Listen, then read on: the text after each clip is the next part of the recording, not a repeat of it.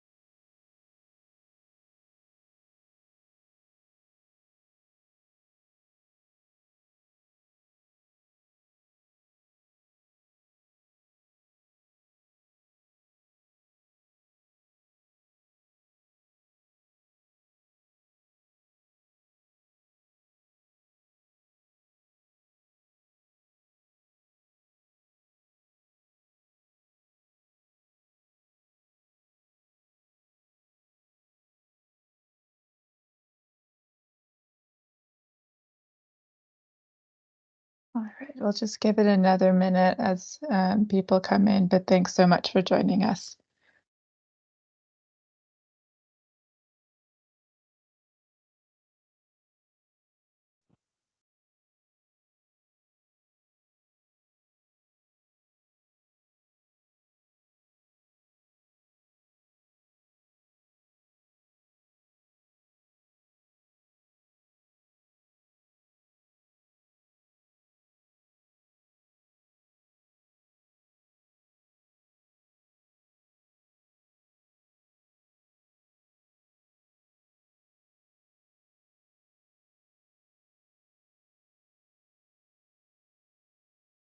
All right.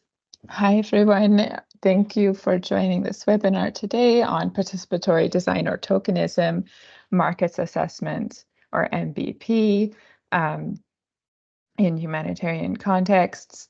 I'm Claire Klinging. I'm from the IRC, and I'm really excited to talk today about some of the work we've been doing and folks have been doing at NRC and within the Markets and Crises group. And we're joined today by some really exciting speakers. We have an hour slotted for this webinar. We are recording this so that you can have the recording in case you're only able to join for part of it, or if you have colleagues who were not able to make it, and we will share that out after the webinar. So thanks so much for taking the time. I'm pleased to hand over first to Luisa Ceferes to give us an introduction into this topic. Take it away, Luisa. Thank you. Thank you, Claire, and hello, everyone. We're really excited that you could all join to talk about this. I think it's a topic and an issue that many of you have been working on for many years, but that continues to come up in different ways as a challenge. So let's get started. Let's warm up a bit with teams. And if you could use the reaction or just raise your hand, how many of you have done participatory design with communities or worked on community empowerment in the work that you do? And I see some hands popping up. That's great. I think that there's a lot of what we do that has to be done with community engagement, right? Alexa, can I ask you to put up the first slide, please? Here you're about to see the participation spectrum, which was developed about public participation by the International Association for Public Participation. Alexa, we still can't see the slide in case you're wondering. And I want you, as you're looking at this slide, to think about whether or not where you were at, let's say, on this participation spectrum. Now, why is it a useful tool? Well, first of all, it doesn't place any judgment maybe you want to switch displays, Alexa. We can see the notes. The notes are interesting, but I don't think that people are going to be able to read them that small. Perfect. Thank you. The participation spectrum is a useful tool because it doesn't place any judgment on where we are on the spectrum, but it does help us see it as a flexible choice. And it goes from just informing communities or the public on what you're planning to do or what you're doing as a program or an assessment, all the way to empowering, so placing that final decision-making in the hands of the public. Now, I won't ask you to raise your hand or to do another reaction, but just have a thought as to whether or not you were really empowering communities, or were you somewhere between informing and empowering people. And one of the things that we've noticed is that market assessments and market-based programming can actually be more people-centered and participatory than a lot of other humanitarian responses, because you need to know first how people live, how they survive and thrive before, during, and after a crisis. And you need to listen first to understand how people interact with markets and how you could use them in your response. You need to figure out who, when, and how to engage people. But as we said in the title, it's often standards that take priority. So how many square meters does a shop have, or the volume of trade? And so these assumptions and industry standards sometimes guide us more than community priorities. And meaningful participation sometimes is seen as a long-term process. Those of you working on development programming know that it's based on trust, and many organizations in the humanitarian space feel like they don't have the resources or time to do so. And we're here to say that it's still possible, and I'm really excited to present the speakers to you. So next slide, please, Alexa. Before I turn it over to the speakers, I just wanted to kind of set the scene in terms of when we talk about community and when we talk about your role as an aid provider or doing an assessment as a facilitator. And we love acronyms in the humanitarian space, so I'm going to give you two other ones. These resources are basically the culmination of almost 20 years that I've been doing this with a number of different organizations. So if anybody's interested after the webinar, please get in touch. We could have a whole webinar on just what is community, but here what we want you to remember is the POP, the plenty of perspectives. We look at who the members of a community are and how they form groups, how they might support each other, where the tensions are. This is pretty easy in a rural setting where you have traditional community structures, but when we get into urban settings or displacement, it can be a bit more difficult. And so we say POP to understand that there are power dynamics in a community, especially with gender, and there might be some voices that are difficult to hear. Next slide, please. One of the things that happens as well is that we forget our role as facilitators, as assessors, as aid providers. And so here we talk about the glow. When you are facilitating the interaction between whether it's an assessment or a program or even an evaluation, there's a role that you play that isn't just a neutral facilitator. And so when we talk about glow, what we're talking about is first the gender of the person or the people that are interacting with the community. We know that women often feel more comfortable with women, but perhaps there's more to be considered in a particular context. Language is obviously a big issue. We're going to be talking about different countries where dialects come into play. But separate from language is also the origin. Where is that person from? Are they from the community? Are they coming from another part of the country that has maybe a different history? And then finally, one of the things that's often overlooked is who do you represent? Where do you work? That organization or the sector or program may raise certain expectations. And so in the light of this, next slide, please, Alexa, what we're going to be hearing from the different speakers is how they were able to integrate participatory either techniques or full-on participation to show a bit of empathy in action. And so empathy is really about our ability to listen and absorb to what people are saying. But the mud hole example here is a really useful one, because there you can see it's called a care receiver, whether it's an aid recipient or the kind of outdated term of beneficiary. There's someone stuck in a difficult situation. And so if you over-identify with them, you're losing access to those resources and the solutions that you might be able to build on together. If you're looking at people with sympathy or even pity, there's a power dynamic and there's a distance that makes it difficult to support. And therefore, when we emphasize empathy, we're really talking about leveraging the resources that you as an individual, that your organization or your network might have to support people to get out of these situations. And that allows you to meet people where they are with dignity. It involves real listening, and it recognizes your role without disrespect. And so today's speakers offer practical examples of how to prioritize and integrate participation in humanitarian contexts for market assessments and for market-based programming. So first, I'm very pleased to introduce Jimena Peroni, who's a senior cash and markets, as well as a shock responsive social protection advisor with CashCap, which is hosted by NRC. And she's working in the Americas region currently, but she has over 15 years of experience in development and humanitarian programming with governments, UN agencies, and non-governmental organizations. So Jimena, it's a pleasure to be with you. Over to you. Fantastic. So thank you very much for having us. And the idea was from our side to have this meaningful dialogue about this topic. And I think that the question that as marketing crisis community of practice and as AC we did to each other, and as a reaction also to the different questions that there were in the discourse, it was okay. So how can we show in practical terms different examples that might open or trigger this dialogue in terms of are we actually doing participatory design, or is just a checklist, it's just tokenism, so right? And trying to build the case on what Luisa was saying, right, in terms of do we think or not that using market-based programming or integrating market-based programming integrates the community engagement and participation, or let's be honest, and sometimes we do MBP, or we think that we integrate MBP without considering enough this spectrum, and we just keep ourselves doing business as usual in terms of informing population.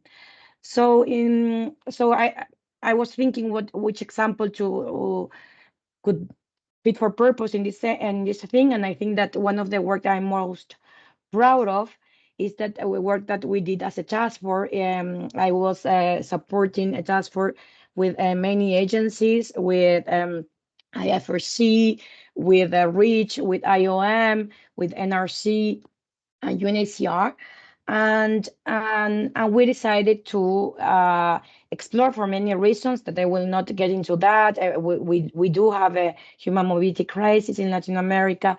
In this moment, we had a response for Venezuelans, and at the same time, we knew that the lack of exploration of rental market was an issue, especially in a region where the shelter intervention and rental and housing interventions are different that it might be in other regions. So we thought that as a market community, as the cash practitioners, etc., we could give an added value in this sense. So if you can see this slide that it's coming, it's fine. You can go to the next one. We did a lot of reflection, working with different experts in the right to adequate housing, and at the same time, as marketing crisis community and part of MBP framework, we wanted also to adapt it to rental reflection, right?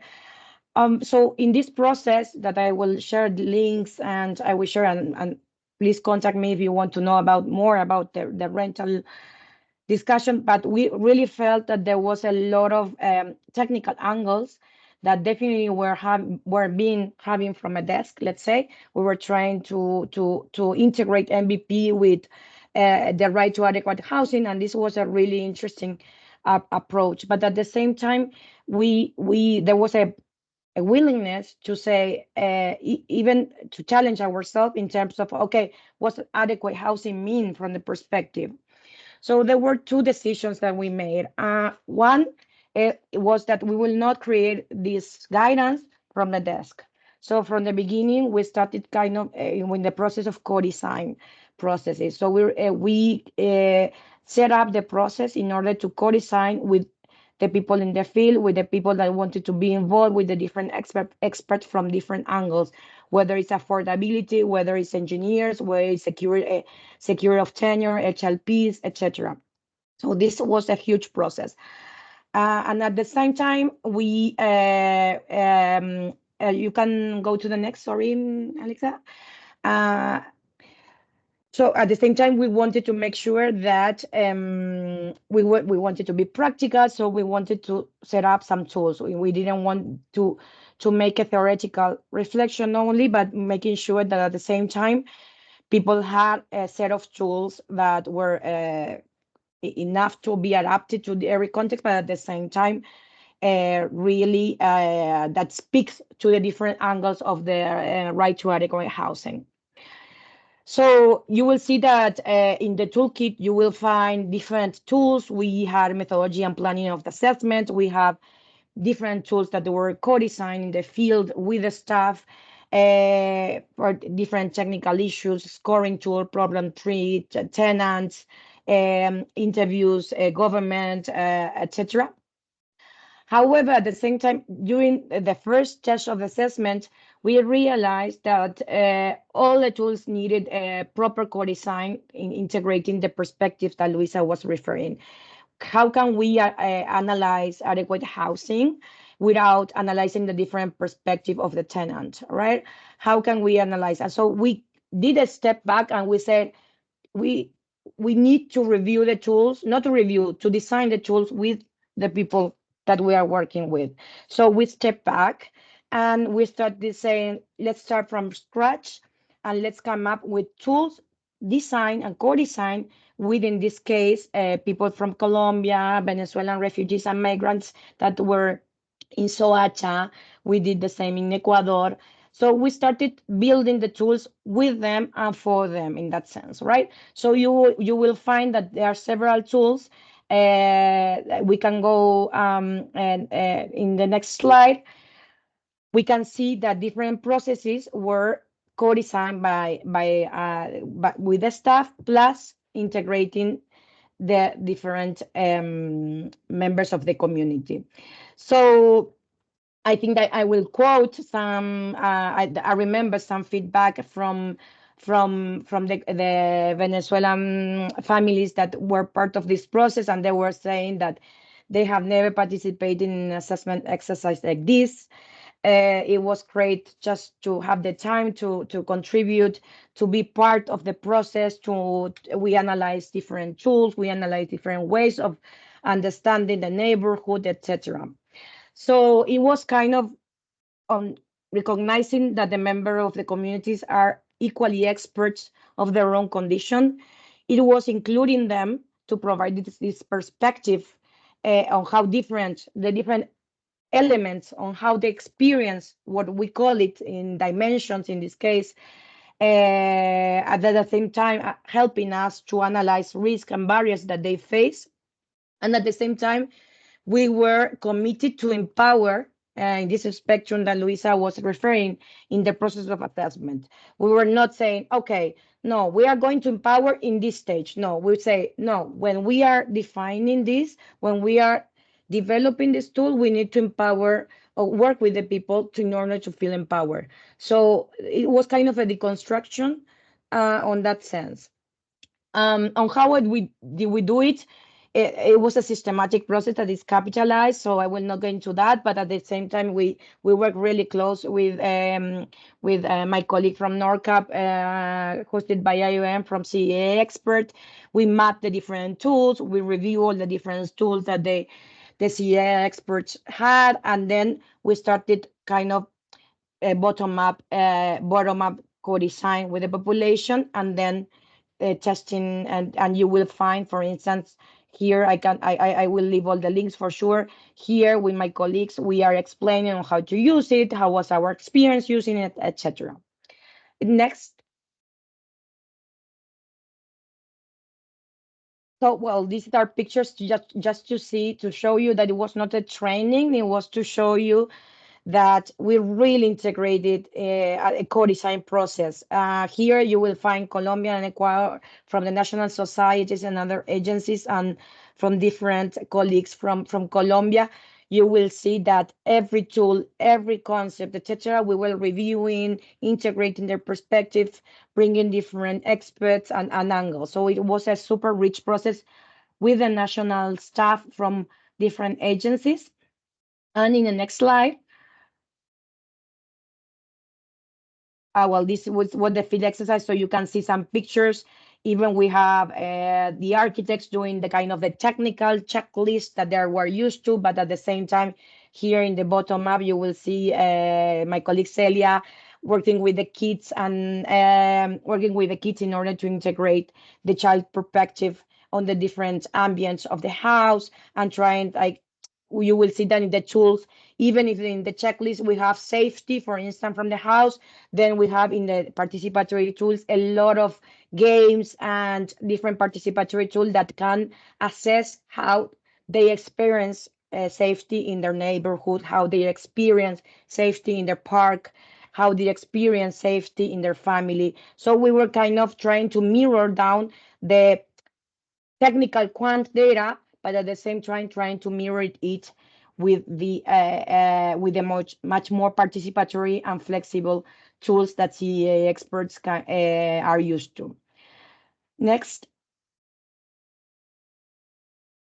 So this is an example. We have a really long technical quant tool, which we are really also proud of, and it's being used by many organizations by now, where we can develop scorings on safety, on roof, on quality, on different spaces.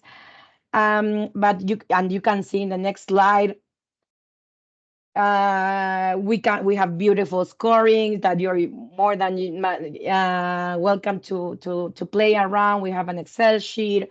You can score different tools, but at the same time, many of us, we were advocating for saying, okay, this quant data, it's fine, but if we don't have a perspective of the whole family unit and the neighbors and the different areas that normally are who neighbors are the one that create the social community that are really related to rental markets, we would never have the whole picture. So that's how we created different tools. You will see in the next slide.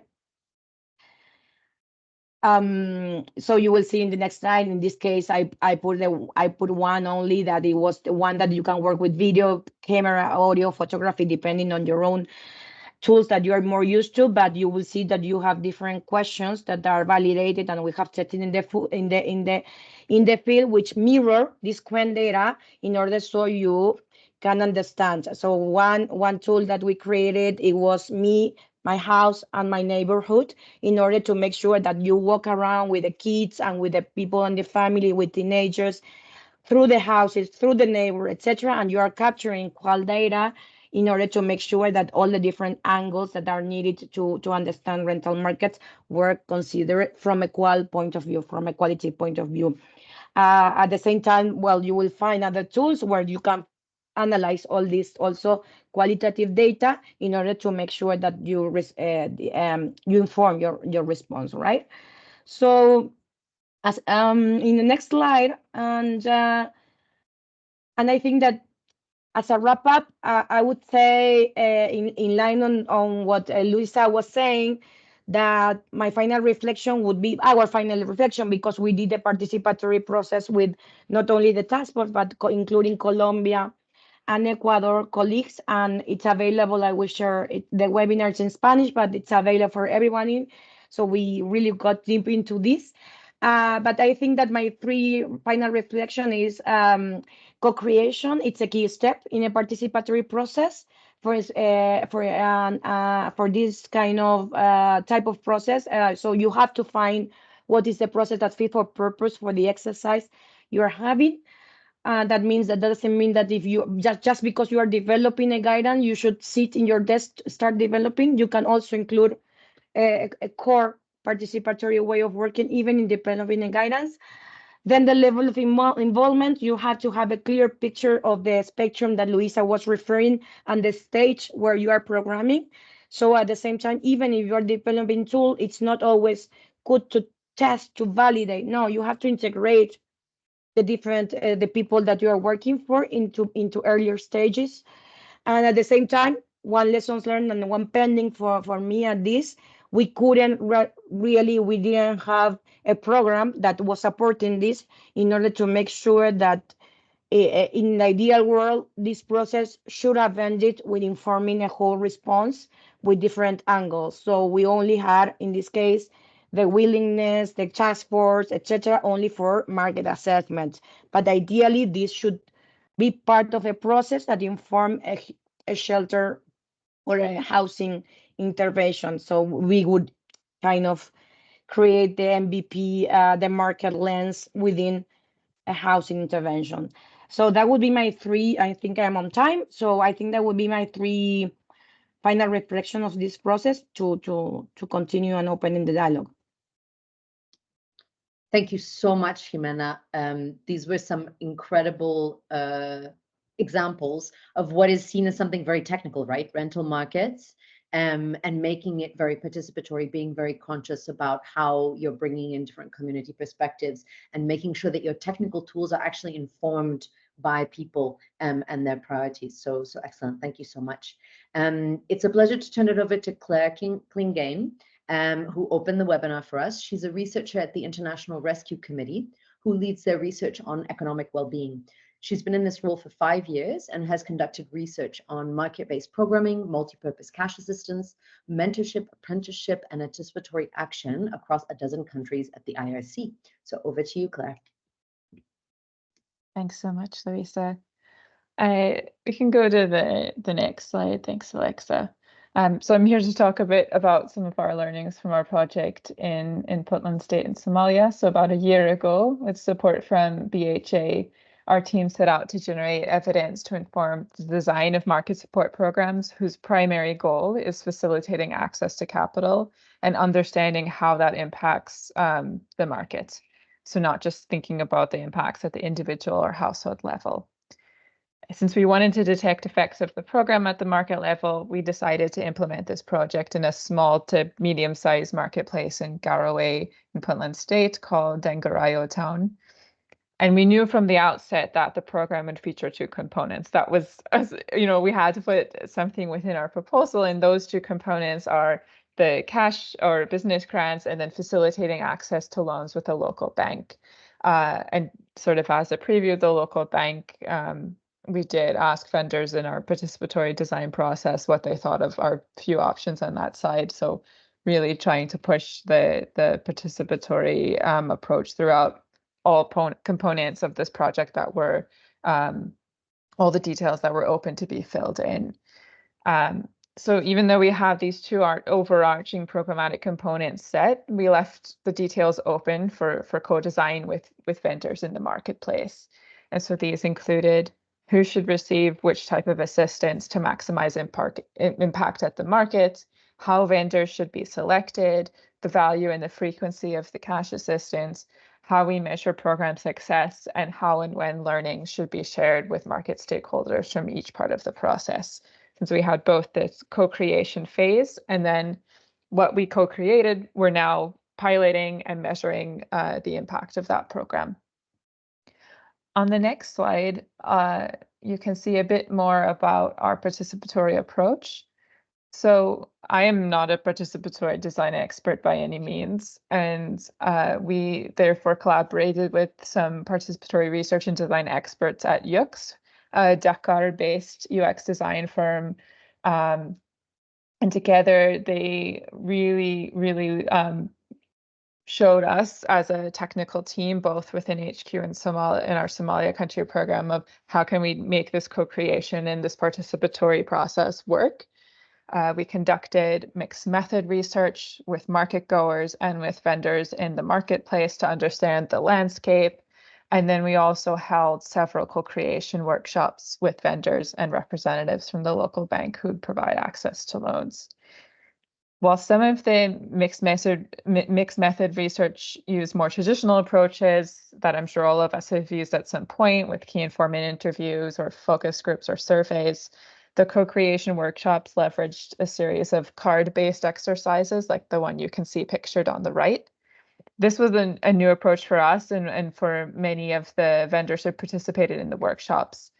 But we went into these workshops with clear goals. We're filling in those details that I mentioned about who should be selected, how we select them, how and when cash is dispersed, how do we measure success, and therefore participants knew what was expected of them, and then also could see how their input was going to directly influence the program. It felt less of a consultation that doesn't lead anywhere. It was very clear that we don't know what we're going to do. Please help inform how we're going to do this. And you can see from the quote as well, from the participant, that it allowed me and other vendors to share our experiences, challenges faced by market vendors, main supply markets, business customers, and the support needed. It allowed me to have interactions with our vendors and learn from each other. I feel the process worth participating because of our suggestions in terms of training needs, grant sizes, allocation, according to business capacities, were all taken into consideration by the IRC. And I know one thing, outside of this project that's always difficult is making sure that when you're getting feedback, you're making that process participatory and not feel extractive, that there actually is meaning in what you're taking out, similar to what Jimena was talking about, that you're not just doing this at the desk, you're going out, you're getting that information, and it's directly informing what you're going to do. Next slide, please. So after the program was designed, we did a post-mortem to understand how the process went. We acknowledged that there were several things that worked really well, and there's several areas we can improve next time around. And one of the key pieces that stood out to our team was that who we engaged really mattered. With the exception of the local bank representatives, participants were all vendors from Dengoroyo town. We had a mix of men and women, vendors with different types of businesses of different sizes, and honestly, like having different goals for what they want out of their business. And when we asked vendors how we should select the program participants, we were faced with an incredible support for a lottery-based approach. That's not something that we typically do. And so essentially this meant if vendors met the eligibility criteria for the program, then they should be selected through a random lottery-like draw that would be visible and sort of open for everyone to see how that process works. Some vendors had let us know there was a previous program in the area that had used this approach, and they viewed it as a fairer method than what NGOs commonly do, which is go through community leaders to shortlist and or select clients. Since community leaders were purported to have several ties within the local market, and there were concerns that going through that approach might not be as favorable to others. And so just on reflection, if our workshop hadn't included potential clients, included vendors, it's possible we would have ended up with an entirely different approach to the selection process. And by meaningfully engaging vendors in these co-design workshops, we were able to identify the power dynamics, as Louisa mentioned, in this participation spectrum, and being aware of who you have in the room and the variety of perspectives, or the pop, and how that could affect the design implementation and potentially impact of the program if we weren't careful about how many different perspectives we were getting information from. From this process, we see a lot of value in consulting a diverse set of actors, especially potential clients, if you're engaging in a participatory design process. And of course, within the market-based programming, you want to ask many different market actors. And for us, there was value in asking the smaller vendors, medium-sized vendors selling different goods, as well as community leaders. So just making sure that we're diversifying the perspectives that are being represented to make the co-creation as meaningful as possible. Next slide, please. We did have some challenges with the workshop, to be fair, when it came to the session design itself. The co-creation workshops were slotted for 3-hour sessions, so a nice half day, and there was high engagement throughout them. However, we still needed to do additional data collection post-workshop. We ended up doing market goers survey after the co-creation workshops. There were some loose threads that were really key for us to address that we still had to get that information after the workshop through more one-on-one or focused interviews. There's definitely room for improvement in regard to how and when we get information that we need to finalize the program design. The facilitation techniques and games were also new to participants, and at times it was challenging to translate key concepts. And to be fair, it was very challenging for us non-participatory design folks at the IRC to grasp the concepts. UX, our partner, were extremely patient in explaining these key terms and the approaches and the rationale behind them. However, despite the difficulties, the card-based exercises were seen as an accessible activity through which vendors could share their thoughts and experiences, and sort of it was a nice way to bring in people of different literacy levels and make concepts more accessible, more easier to explain, where you don't have to go sort of from the high top-down ideas, but they're sort of through the exercise, it becomes clear what we are trying to get at. In future co-design, co-creation workshops, we do recommend clear communication, expectations, and the key terminology. Just assume it's new for everyone, and to increase the facilitator training periods. So just making sure that when you do have different levels of experience to these types of approaches in the room, changing up the facilitation approaches or the way you're probing different information through your inquiry style, making sure that's accessible to everyone within the room.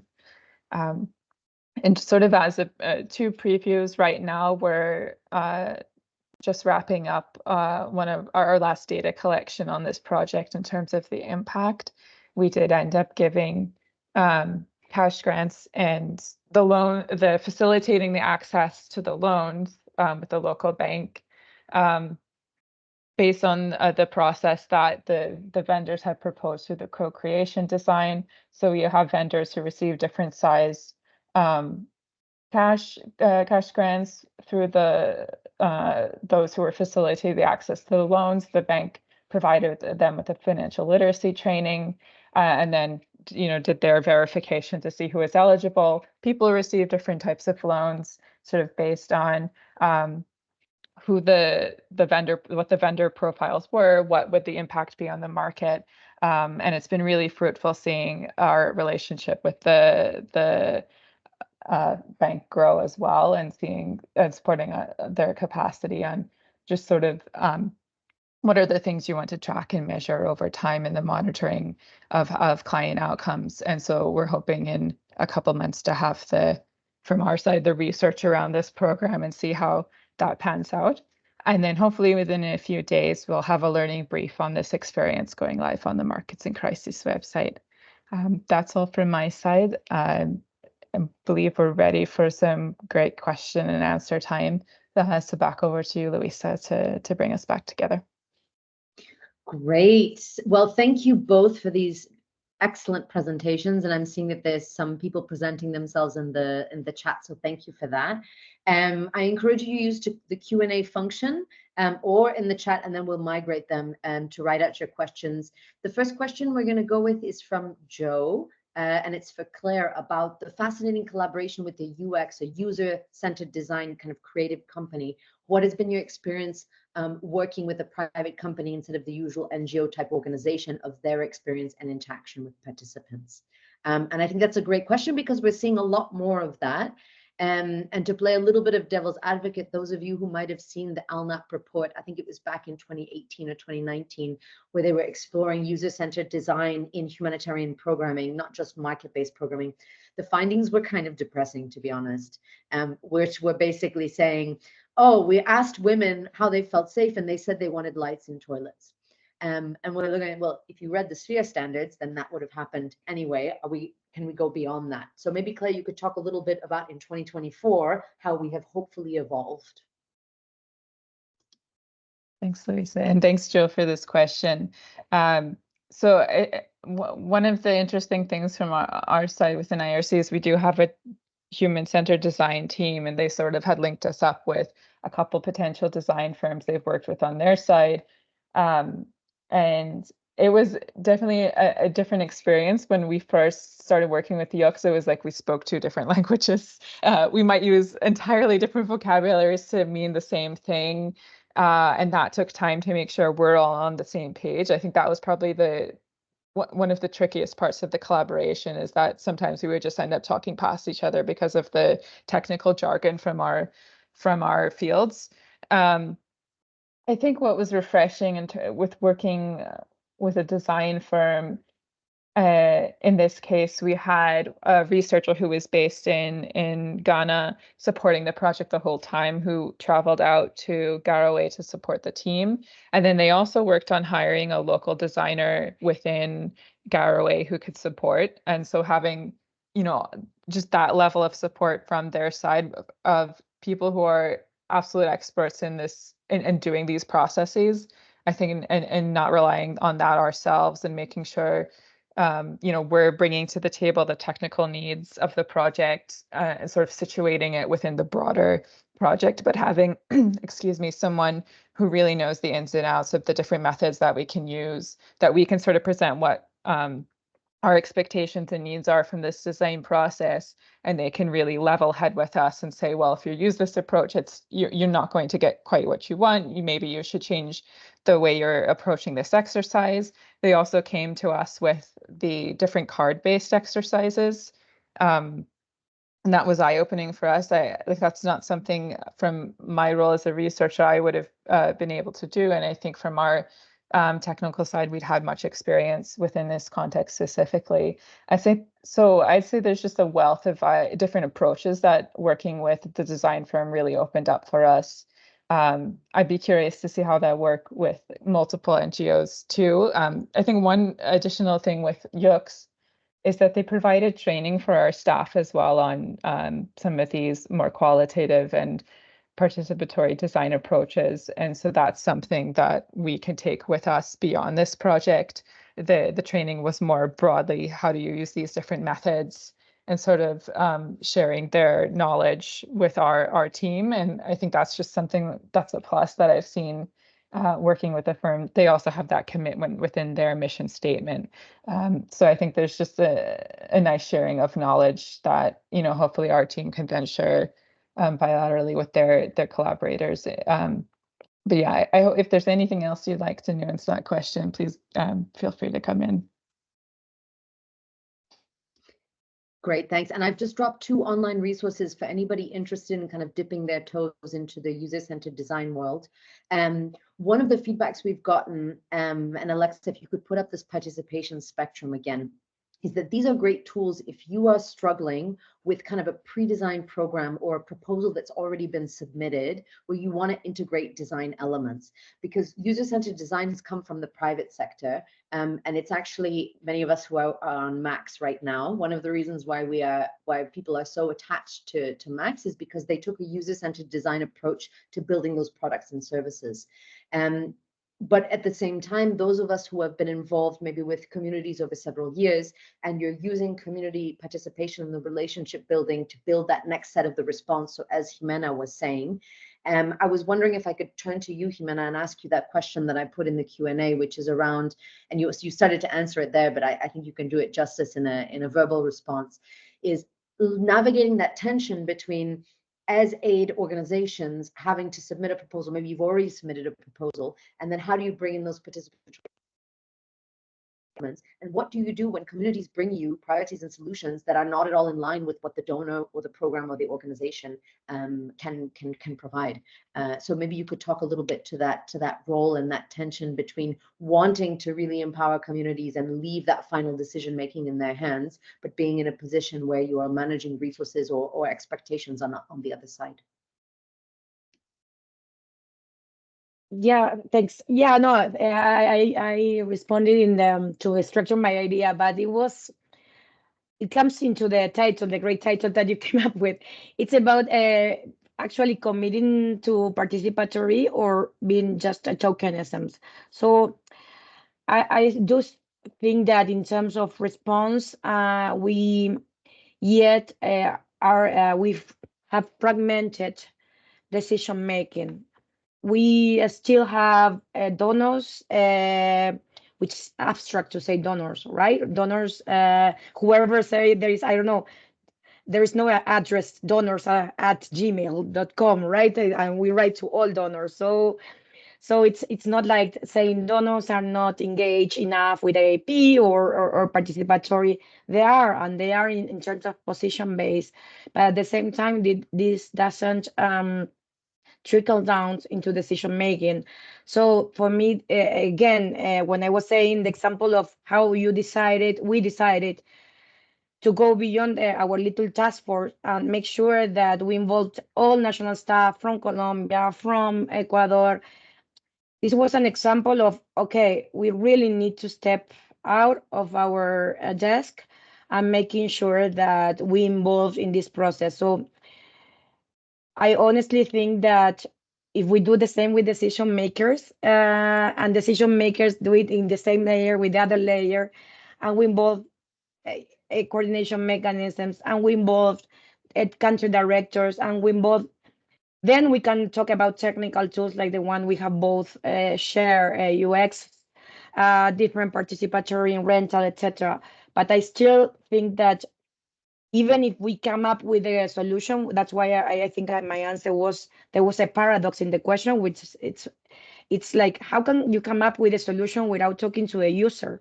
If you go to the private sector and you would, I don't know, just consult an engineer from a company, IKEA, I don't know, whatever, they will never design or put resources into a solution without using a UX or user center or way of involving the client within the different type of solutions to make sure before investing.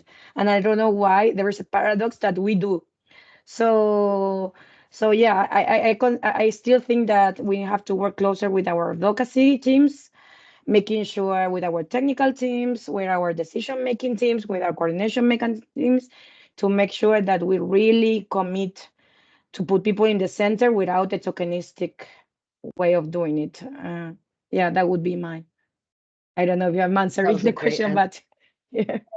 You definitely are, and I think you touched on something very important. Then Claire, I'll go over to you on the decision making and the connection between the accountability to affected people, AAP, or accountability writ large and decision making. And right now in a lot of humanitarian programs, there's an understanding that more technical equals more accountable. But if we're not engaging people in that process, as Claire was describing, it becomes very difficult to then be participatory and then to do that. I will say, however, on the participation spectrum, informing people, if that's all that can be done or that's all that people want, perhaps it's at a really acute phase in the crisis, if people are informed well, that doesn't have to be tokenistic, but it's a question of being very clear on what we're trying to do. And we see this meaningful participation, meaningful engagement thrown out a lot. And I do encourage you all to look at the links that Jimena shared in terms of the meaningful dialogue that CashCap has been having with communities.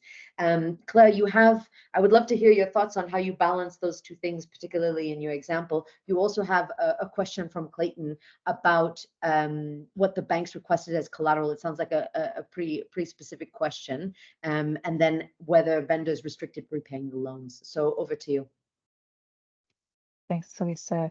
And this is a really great question. I think we sort of see this in our project where we already came in with, we're going to do cash and facilitate access to loans in a local bank. Like, we've already prescribed something going into this project.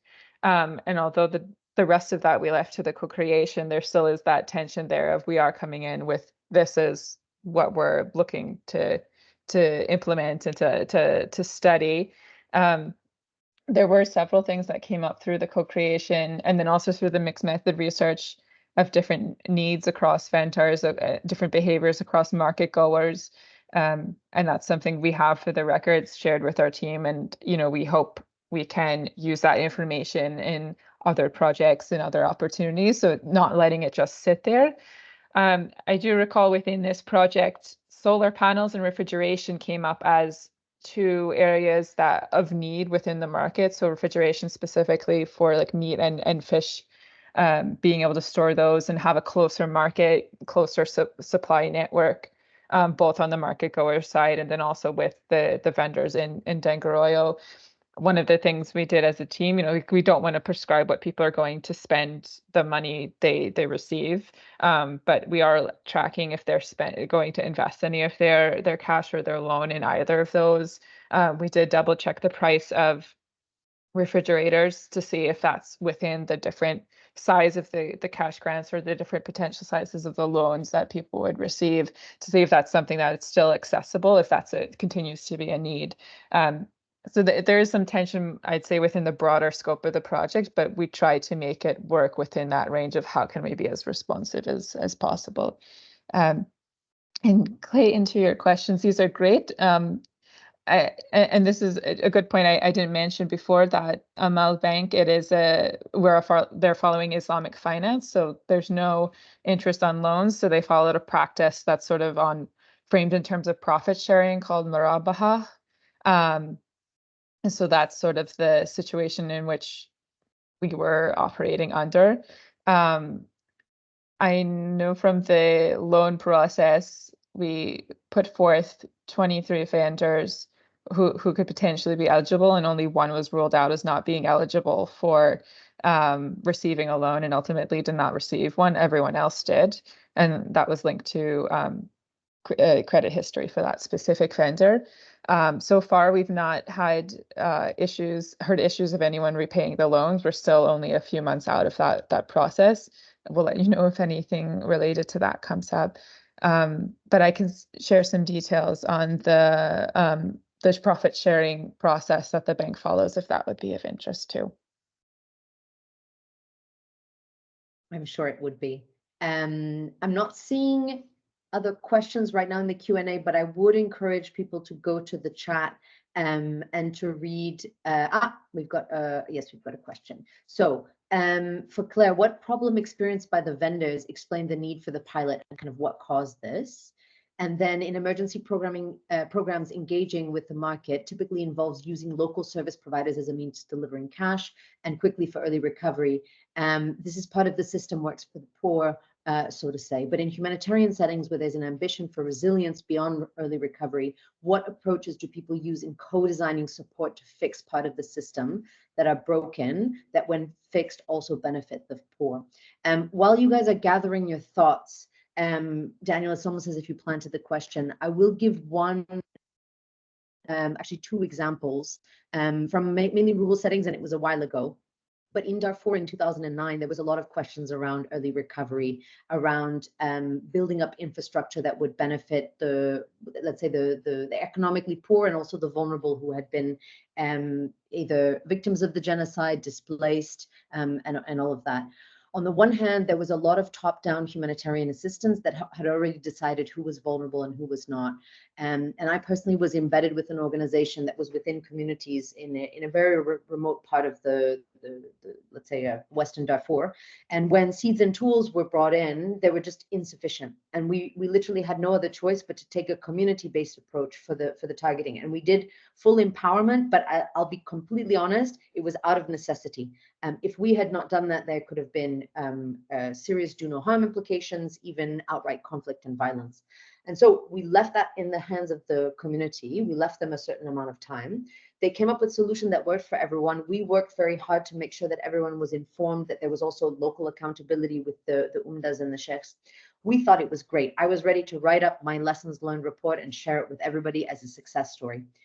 I got screamed at by the food security cluster because we didn't meet the standards for seeds distributions, and we were apparently going to cause malnutrition in the area. Now, what that then started was a really interesting discussion around community coping and how their idea of redistribution did not necessarily meet the food security cluster's standards. But it was a really interesting discussion to kind of to see how that could work in a humanitarian setting.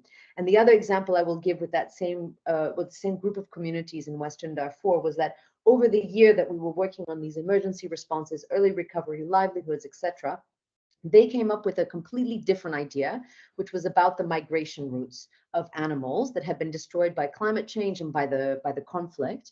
And they proposed something that was completely different. But in so doing, we had time to prepare donors and to basically secure funding that met the community's idea for this project.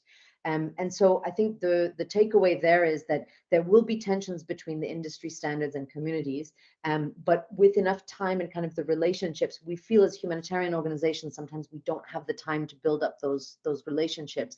But actually the ins and outs of going to do a market assessment or to, you know, follow up on a shelter program, those are actually opportunities to engage, to involve and to collaborate along that participation spectrum that one day might open the opportunity to actually empower the community to do what Jo is writing in her comment, that idea of being able to do it themselves. So I will stop there and turn it over to either Claire or Jimena to jump in for those questions around what it means to bring in these participatory elements in humanitarian contexts. And if anybody else also has some examples to share, please put them in the chat.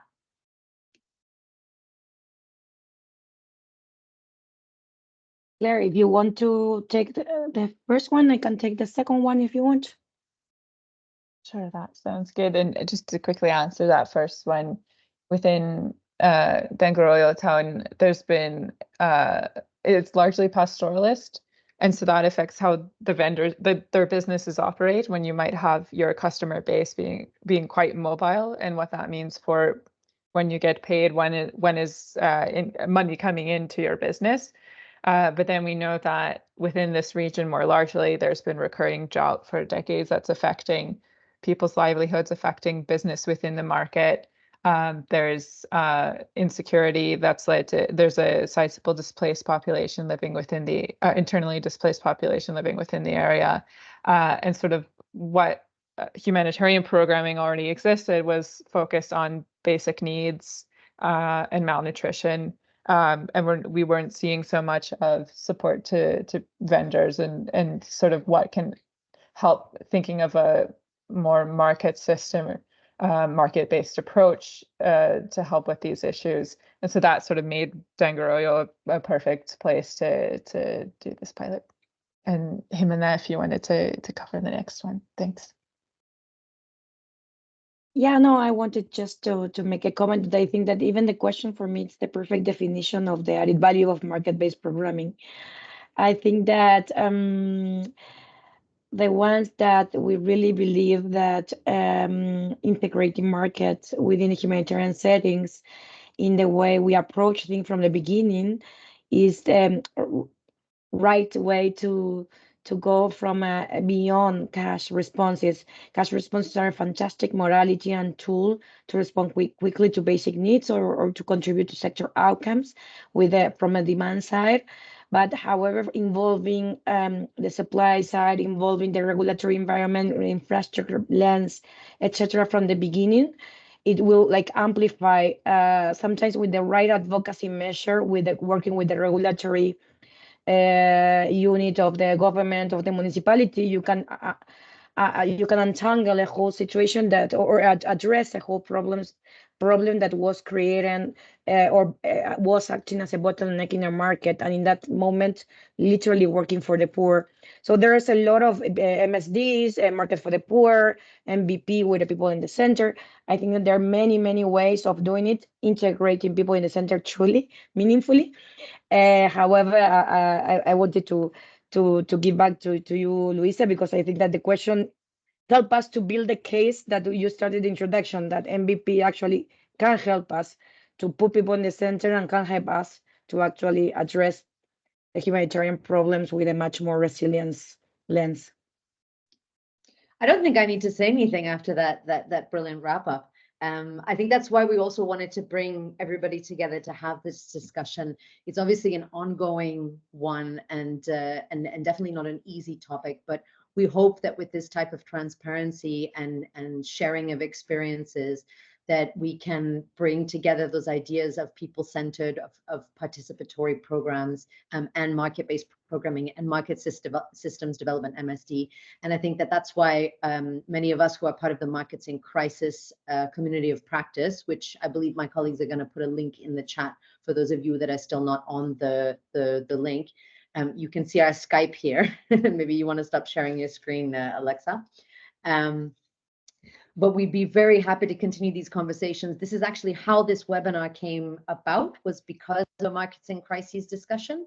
And so we encourage you to continue the discussion on discourse, to reach out to us. And I know that Claire will be sharing the lessons learned report as soon as it's ready. But I think that this will be hopefully a group discussion that the markets in crisis community of practice wants to continue to have, because as you have all seen and very aptly noted, it has to be a conversation, and bringing people back to the center and bringing market-based programming back to its roots about connecting people and markets to find solutions in crises and to recover from crises is what we're all about.